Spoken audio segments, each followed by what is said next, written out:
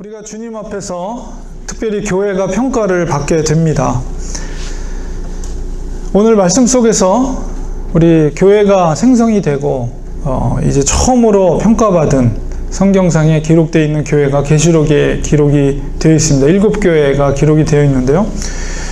우리 교회가 평가를 받는다는 것은 곧 성도 개개인의 모습이, 믿음의 모습이 평가를 받는다는 것입니다. 우리 교회는, 여기서 말하는 교회는 로컬 교회입니다. 지역 교회. 그 교회는 그 교회만이 갖고 있는 독특한 영성이 있어요. 긍정적인 면도 있지만 또 부정적인 면도 있습니다. 우리 교회도 이제 시작한 지 1년이 지나서 2년 차가 되는데, 우리 교회도 아마 주님 앞에 서면 우리 성도들의 공동체인 우리 교회가 또 평가를 받게 되겠죠. 각각의 성도는 교회 전체적인 그런 영성, 그 교회만이 갖고 있는 독특한 영성에 어떤 형태로든 성도 한 분 한 분은 영향을 주고 있습니다. 그런 것들을 우리가 기억하면서 계시록의 7교회도 이렇게 하나님 앞에 평가를 받을 때 칭찬을 듣기도 하고 또 책망을 받기도 하고 그런 내용들이 기록되어 있는데요. 오늘 이제 빌라델비아 교회에 대해서 읽었는데, 이 7교회 중에서도 바로 이 빌라델비아 교회는 칭찬만, 책망이 없이 칭찬만 들은 교회입니다. 초대교회가 시작한 시점을 예수님께서 승천하신 시점부터 시작하면 보통 주후 33년 정도라고 볼 수 있겠죠. 33년이나 35년 그 정도부터 이제 새로운 주님께서 이 땅에 세운 교회가 시작이 되었다, 이렇게 말할 수가 있고, 그때 교회를 우리 보통 이제 초대교회라고 이렇게 부릅니다. 그 교회가 시작되고 지금 계시록이 기록된 것은 바로 약 95년경 사도 요한에 의해서 반모섬에서 기록이 됐는데, 그렇게 생각한다면 약 교회가, 초대교회가 시작된 지 한 60여 년이 지난 시점에서 주님께서 각각 지역의 특성상 세워진 교회를 이제 평가를 하게 되는 것입니다. 60년이라는 시간, 창립된 지 60년이 된 교회들, 그 교회들이 그 60년의 기간 동안에 많은 여러 가지 일들이 있었겠죠. 그러나 여전히 그 시대적으로는 로마가 통치하는 시대 속에 있었고, 이 요한계시록이 기록되었을 때는 도미티안 황제, 도미티안 황제는 자기를 신격화했어요. 로마의 황제를 신격화하면서, 그렇기 때문에 기독교를 얼마나 핍박을 했겠습니까? 그런 시대적인 배경 속에서 계시록이 기록이 된 것입니다. 그래서 우리가 묵시문학은 항상 이런 시대적으로 암울하고 핍박받는 그런 시대 속에서 유행했던 형식이 묵시문학이라고 제가 한번 전에 말씀드렸는데, 어쨌든 그런 상황 속에서 이제 교회들이 평가를 받게 되는 것입니다. 과연 이 빌라델비아 교회가 어떤 영성을 갖고 있었길래 주님으로부터 칭찬을 들었는가, 우리가 그런 것을 살펴볼 텐데요. 그런 것을 통해서 우리 렌초교회도 이제 갓 태어난 교회지만, 우리 교회도 주님 앞에 섰을 때 이 빌라델비아 교회처럼 정말 칭찬을 들을 수 있는 교회, 책망받지 않고 칭찬 들을 수 있는 교회가 되기를 사모하는 마음으로 우리가 이 말씀을 살펴보려고 합니다. 7교회, 여러분 지도를 보시면 이제 7교회가 이 지역을, 옛날에는 이 터키 지역이죠. 사도 바울이 이 중심적으로 이 지역을 선교 여행을 다니면서 복음을 전했고, 대부분의 교회들이 이제 사도 바울이 지은 교회, 개척한 교회들이 많이 있었습니다. 이 교회들을 보면, 이 평가하는 내용들을 우리가 비교해서 보면 그 교회들의 영적인 상태가 어떠했는지를 쉽게 알 수가 있습니다. 이렇게 표로 준비를 했는데요. 여러분이 시간이 되실 때 7교회를 읽어보시고 책망받은 내용이 무엇인지, 그리고 칭찬받은 내용이 무엇인지, 이런 것들을 여러분이 살펴볼 텐데, 오늘은 이제 이 빌라델비아 교회를 보았습니다. 그래서 보면은 책망의 내용 중에서 언급이 없음이라고 표시되어 있는 것이 서모나 교회와 빌라델비아 교회, 이 두 교회는 책망받지 않고 칭찬을 들었어요. 자, 그런데 이 두 교회의 공통적인 특징이 있어요.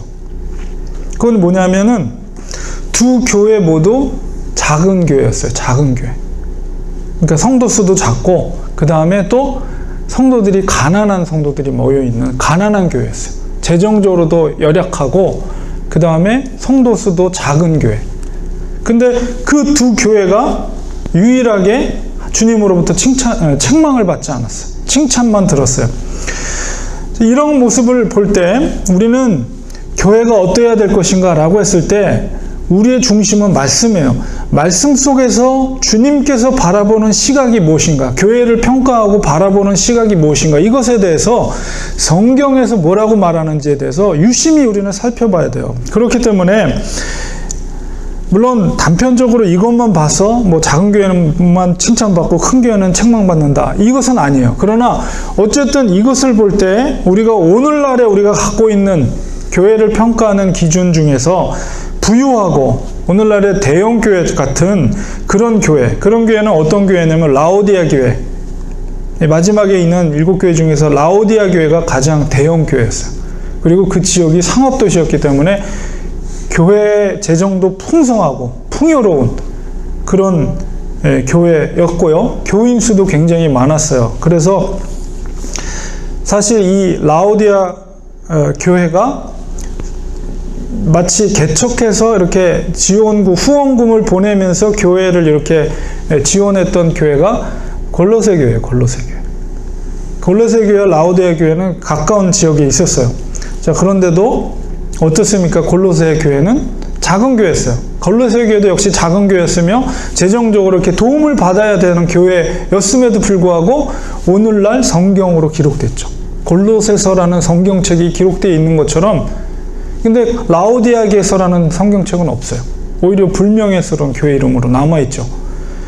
그러니까는 이런 것들을 볼 때 주님께서 바라보시는 교회의 분명한 어떤 가치가 오늘날 우리가 교회를 평가하는 기준과는 다르다는 것을 우리는 이해할 수가 있습니다. 오히려 라오디아 교회를 향해서는 주님이 평가 뭐라고 그러냐면 영적 상태가 덥지도 않고 차지도 않은 미지근한, 뜨뜻미지근한 교회라고 했어요.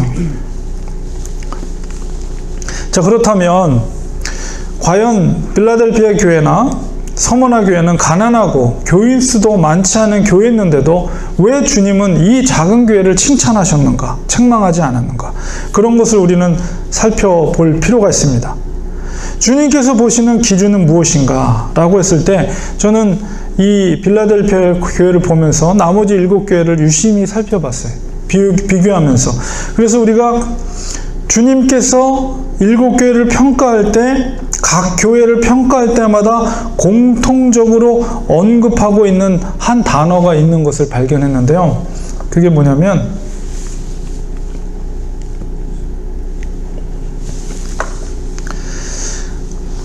계시록 2장 2절에 에베소 교회를 먼저 살펴보면 내가 내 행위와 수고와 내 인내를 안다, 이렇게 표현되어 있고요. 에베소 교회도 칭찬도 받았지만 책망도 받았거든요. 근데 이 책망을 받았는데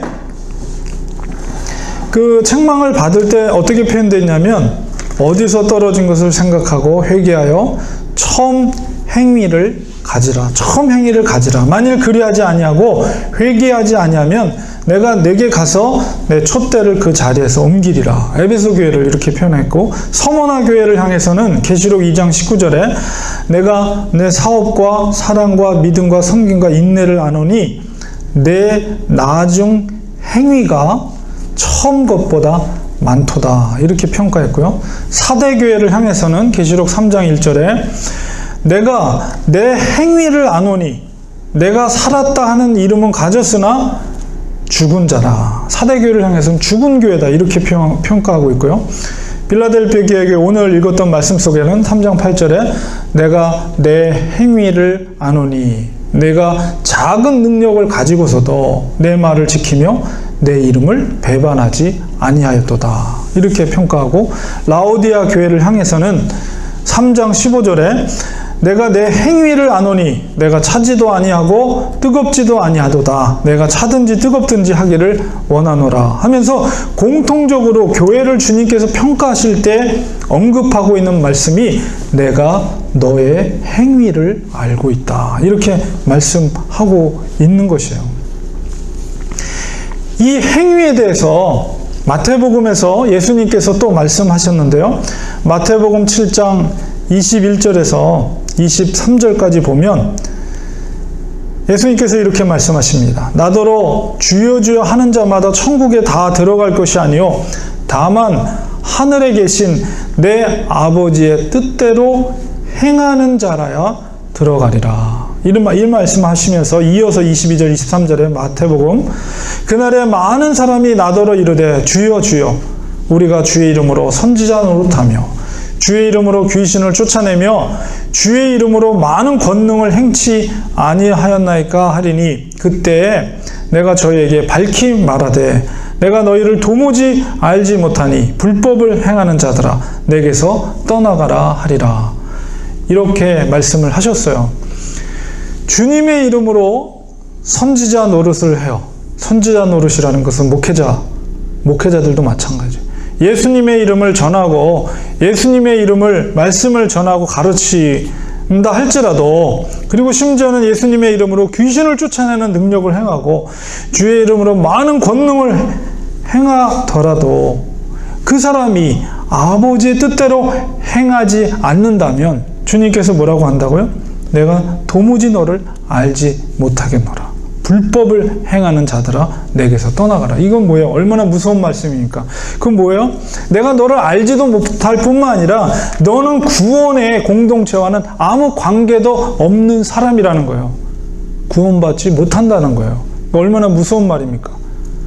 아무리 목사가 예수님의 말씀을 전하고 주님 예수님 믿습니다 전한다 할지라도 그가 하나님의 뜻대로 행하지 않는 그 열매를 보이지 않는다면 도무지 나는 너를 모르겠다. 불법을 행하는 자야. 내게서 떠나라. 이렇게 말씀하신다고 주님은 이렇게 기록하고 있습니다. 그리고 그 이어지는 마태복음 7장 24절에 27절에 예수님이 비유를 통해서 말씀하실 때 우리가 다 잘 알고 있는 반석 위에 지은 집, 모래 위에 세운 집이죠. 누구든지 나의 이 말을 듣고 행하는 자는 그 집을 반석 위에 지은 지혜로운 사람 같으리니 비가 내리고 창수가 나고 바람이 불어 그 집에 부딪히되 무너지지 아니하나니 이는 주초를 반석 위에 놓은 연고요. 반석 위에 지은 집은 뭐라고요? 내 말을 듣고 행한 자. 그러나 이 말을 듣고 행치 아니하는 자는 그 집을 모래 위에 지은 어리석은 사람 같으리니 평소에는 몰라요. 똑같은 집이지만 비가 내리고 창수가 나고 바람이 불어 그 집에 부딪힘에 무너져 그 무너짐이 심하니라. 이 행위에 대해서 성경은 일관되게 강조하고 있습니다. 마태복음 7장에 있는 말씀처럼 정말 그 말씀의 행함이 없으면 주님의 이름으로 아무리 목회자의 노릇하고 권능을 행해도 하나님은 그를 인정해주지 않는다. 그의 존재조차 인정해주지 않을 뿐만 아니라 구원의 반열 속에조차 들어오지 못한다라고 경고하고 있습니다. 우리가 구약에 있는 사무엘서에서 사울왕에게 사무엘이 했던 말 중에 순종이 제사보다 낫다. 이런 말씀을 하셨죠. 이 말씀도 같은 맥락이에요. 삶 속에서 하나님의 뜻에 대한 순종의 삶을 살지 않으면서 거룩한 제사의 행위만을 나타내고 누구보다 더 화려하게 그 제사의 모습 마치 제 예배를 드리면서 가장 큰 은혜를 받는 것 같지만 세상 속에서는 그 순종의 말씀에 대한 순종의 삶의 열매가 없는 사람 이런 사람에 대해서 예수님은 너무나도 무섭게 말씀하시는 것이죠. 아버지의 뜻은 하나님의 말씀을 통해서 계시가 되는 것이죠. 아버지의 말씀 속에서 깨닫고 그 뜻을 그냥 은혜롭습니다. 감탄만 하고 있으면 아무 의미가 없는 거예요. 그것을 행하지 않는다면 주님께 책망을 받게 될 것입니다. 일곱 교회를 평가할 때도 내가 내 행위를 아노니 그 행위를 평가하고 있다는 것이죠. 행함이 없는 믿음은 모두가 거짓입니다. 열매로 그것을 아는 거예요. 우리의 믿음은 반드시 행위로서 증명이 되어져야 합니다. 무엇보다도 빌라델피아 교회가 칭찬을 들었던 것은 계시록 3장 8절에 내가 내 행위를 아노니 내가 작은 능력을 가지고서도 내 말을 지키며 내 이름을 배반하지 아니하였도다. 아까도 말씀드린 것처럼 이 계시록이 기록될 당시에는 바로 로마의 도미티아 황제의 그런 통치 속에서 황제의 신격화 그런 배경 속에서 그런 기독교인들이 핍박을 받고 있던 시대 속에, 이런 시대적인 배경 속에서 빌라델피아 교회 성도들은 비록 수적으로는 적고 재정적으로도 작은 능력을 가지고 있었지만은 하나님의 말씀에 조금도 타협함이 없이 그 믿음을 지키기 위해 그 말씀에 절대적으로 순종하며 그 말씀에 따랐다는 거예요. 그리고 하나님의 말씀에 하나님의 이름을 배신하지 않았다는 것이에요. 그럴 때 하나님께서는 그 빌라델피아 교회를 칭찬했을 뿐만 아니라 진정한 승리를 얻게 하셨습니다. 3장 9절에 그 승리의 증거로서 보이고 있는 말씀이 보라 사단의 회 곧 자칭 유대인이라 하나 그렇지 않고 거짓말하는 자들 중에서 며칠 내게 주어 저희로 와서 내 발 앞에 절하게 하고 내가 너를 사랑하는 줄을 알게 하리라. 이것은 뭐예요? 그 사단의 회, 유대인, 자칭 유대인이라고 하지만 그들은 거짓말하는 자요 원수들이에요. 그들을 너희에게 보내서 그들이 너희들 앞에 무릎을 꿇고 하나님께서 빌라델피아 성도들을 사랑하는을 그 원수를 통해 알게 할 것이다. 이것은 뭐예요? 원수를 이기는 승리를, 영적인 승리를 거둔 교회가 빌라델피아 교회라는 것을 우리가 알 수가 있습니다. 이 땅에서 우리 그리스도인들의 삶이라는 것은 성공을 위해 사는 인생들이 아니라 바로 이와 같이 승리를 위해 사는 인생이 바로 그리스도인들의 삶이에요. 무엇을 위한 승리입니까? 그것은 영적인 승리입니다. 믿음으로 극복하는 거예요. 상황을 극복하고 고난과 환난을 극복하는 것, 이것이 바로 승리예요. 그 승리는 오직 하나님의 말씀을 통해서 가능한 것입니다. 말씀을 3장 10절에 보면 인내의 말씀이다 이렇게 표현하고 있어요. 3장 10절에 내가 나의 인내의 말씀을 지켰음즉 내가 또한 너를 지키어 시험의 때를 면하게 하리니 이는 장차 온 세상에 임하여 땅에 거하는 자들을 시험할 때라. 말씀을 지키기 위해서 우리에게 필요한 것은 바로 오래 참음입니다. 그것은 주님께서 오시는 날까지 끝까지 굳게 잡는 것이죠. 3장 11절에 또한 내가 속히 임하리니 예수님의 재림을 말씀하시면서 내가 가진 것을 굳게 잡아라 이렇게 말하고 있어요. 여기서 내가 가진 것이 무엇입니까? 그것은 바로 곧 앞에서 언급한 인내의 말씀이에요. 말씀을 인내로써 끝까지 그것을 잡으라는 것이죠. 그리고 끝까지 붙잡고 순종할 때 내 면류관을 빼앗지 못하게 하라. 이 말씀은 우리에게 생명의 면류관이 보장되어 있다는 것을 말합니다. 이 땅에서의 영적인 승리를 위해서 우리는 끝까지 말씀을 지켜야 됩니다. 절대 포기해서는 안 됩니다. 이기는 자에게 보장된 축복은 또한 12절 후반부에 보면 바로 하나님 성전의 기둥이 되게 하리라 이런 말씀을 하시는데요. 이 기둥의 의미라는 것은 우리 집에서 기둥은 건물을 지탱하는 가장 중요한 역할을 하죠. 그만큼 이 하나님 성전에 너희들이 이기는 자에게 보장된 하나님 성전의 기둥이 되게 하겠다라는 것은 바로 하나님의 나라에 있어서 핵심적인 중심 자리에 너희를 두겠다는 약속의 말씀입니다. 그리고 또한 기둥이라는 것은 기념비와 같은 역할을 하는 거예요. 기둥이라는 것은. 그리고 그 위에 하나님의 이름과 새 예루살렘의 이름 그리고 예수 그리스도의 새 이름을 그 기둥 위에 기록하겠다고 약속하고 있습니다. 이 말씀은 바로 너는 내 것이며 또한 하나님 나라에서 너가 기념비적인 역할, 바로 많은 사람에게 자랑이 되게 하겠다는 하나님의 놀라운 축복의 말씀입니다. 말씀을 지킨다는 것, 그래서 이 땅에서 영적인 승리를 얻는 것이 얼마나 놀라운 축복을 약속하고 있는지 모릅니다. 우리는 끝까지 말씀을 지키는 자가 되어야 됩니다. 세상 사람들이 보기엔 미련한 것 같지만은 우리가 말씀을 끝까지 붙잡고 그것을 지켜나갈 때 결국 우리의 인생은 승리할 수가 있는 것이죠. 말씀의 결론을 맺겠습니다. 빌라델피아 교회는 비록 작은 교회였지만 어떤 교회보다도 큰 능력을 행한 교회였습니다. 환난과 핍박 가운데도 믿음을 지켰으며 담대하게 복음을 전한 교회였어요. 주님께서는 그 교회를 향해서 뭐라고 했습니까?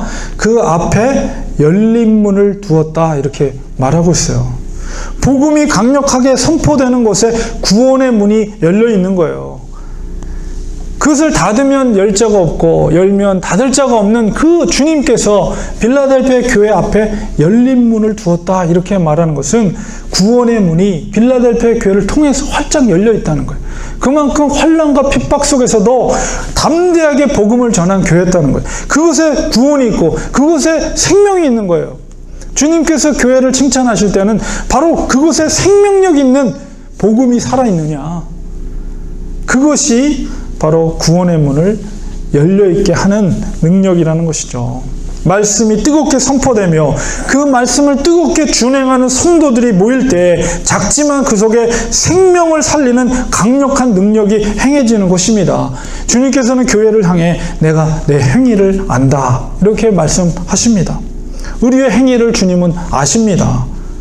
2018년 현재를 지금 세미클라라는 곳에 우리가 살아가고 있지만 우리들의 모습 속에서 주님은 어떤 믿음의 행위를 하는지 주님은 내가 내 행위를 안다라고 분명히 말씀하십니다. 우리의 삶의 기준은 절대적으로 하나님의 말씀이 되어야 합니다. 마지막 교회를 향한 주님의 음성은 무엇입니까? 오늘 말씀 마지막 구절에 귀 있는 자는 성령이 교회들에게 하시는 말씀을 들을지어다. 하나님의 말씀에 들을 수 있는 귀가 우리에게 있어야 합니다. 특히 우리와 함께 하신 성령님은 우리를 도우시는 분으로 우리를 향해 항상 말씀을 하셔요. 우리 속에서. 우리는 그 말씀에 영적인 민감함을 가지고 귀를 기울여야 합니다. 말씀을 듣는다는 것은 말씀이 생명이 되고 말씀이 육신이 되어서 나의 삶 속에서 그것이 주장되어서 그 말씀대로 행하는 삶을 사는 거예요. 영적인 울림과 음성, 그 요구에, 성령의 그 요구에 적극적으로 우리가 순종해야 합니다. 육신의 소욕은 성령의 소욕을 가로막죠. 말씀에 붙잡힐 때 어떤 환난과 역경과 시험 속에서도 그것을 능히 이길 수 있는 힘이, 능력이 거기서 나옵니다. 우리 속에 함께 연합되어지신 성령님의 그 부르심, 성령님의 인도하심, 성령의 주장하심에 대해서 우리는 적극적으로 거기에 순종해야 돼요. 육체적인 소욕이 그것을 가로막을 때 과감하게 그 육체적인 소욕을 끊어버리고 성령께서 우리 속에 말씀하실 때 그 말씀에 순종하는 삶을 살아야 됩니다. 그래야만이 우리의 인생 가운데 승리가 보장되어 있고 주님께서 그 인생을 통해서 하나님 나라에 하나님의 집의 기둥이 되게 하겠다.